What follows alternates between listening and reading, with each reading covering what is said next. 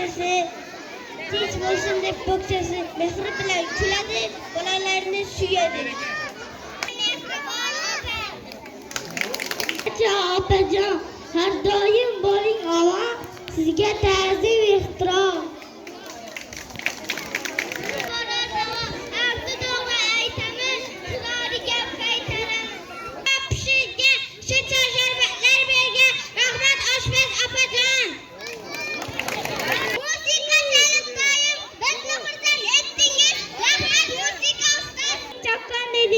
Rahmat sizga oyijon, doim bo'ling sog'. Sizni hurmat qilamiz. Hello, good morning deymiz.